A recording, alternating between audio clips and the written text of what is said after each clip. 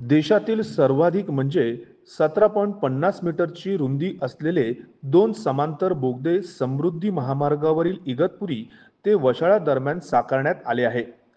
या बोगद्याचं उद्घाटन मुख्यमंत्री देवेंद्र फडणवीस यांच्या हस्ते गुरुवारी होणार आहे.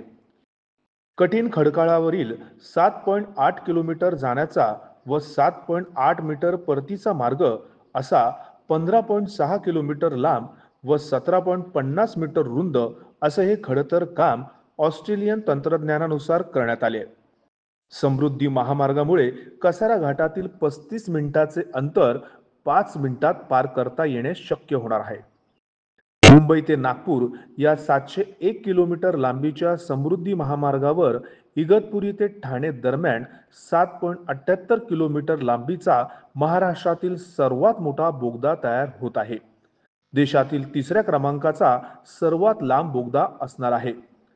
नाशिक जिल्ह्यात टप्पा क्रमांक 14 मध्ये बोगद्याचे काम करण्यात आले. या महामार्गाचे सर्वात महत्त्वाचे वैशिष्ट्य म्हणजे डोंगरातून दोन मोठे बोगदे तयार करून मार्ग तयार केले जात आहे. डाव्या बाजूने होणारा बोगदा हा 7.78 मीटर लांबीचा तर उजव्या बाजूचा बोगदा हा 7.74 मीटर लांबीचा असणार आहे. या बोगद्यामुळे कसारा घाट हा 7 मिनिटात पार करता येणार आहे. शिवाय मुंबईला जाण्याचे अंतर देखील कमी होणार आहे. या मार्गावर दोन डोंगरांना जोडणारा पूल हा सर्वात मोठा असणार आहे, तर दुसरा सर्वात उंच पूल देखील असणार आहे.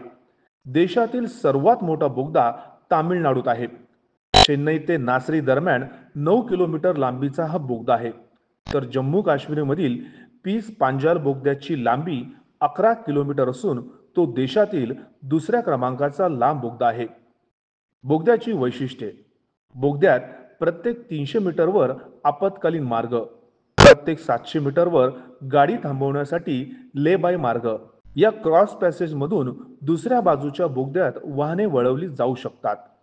बोगद्याची उंची 9.12 मीटर, रुंदी 17.61 मीटर इतकी आहे. बोगद्यात नैसर्गिक हवा खेळती राहावी याकरिता 7 मीटरचा व्हर्टिकल शेफर्ड अग्निशामक ड्रायडंट यंत्रणा उद्घोषणा व्यवस्था करण्यात आली आहे. असा हा राज्यातील सर्वात मोठा बोगदा प्रवासासाठी गुरुवारी खुला होणार आहे. त्यामुळे आता कसारा घाटातील वाहतूक कोंडीची डोकेदुखी टळणार असून कसारा घाट अवघ्या 7 मिनिटात पार करणे या बोगद्यामुळे शक्य होणार आहे. अशाच महत्त्वपूर्ण आणि वैशिष्ट्यपूर्ण घडामोडी पाहण्यासाठी आपण बघत रहा न्यूज 360 टीव्ही नाशिक.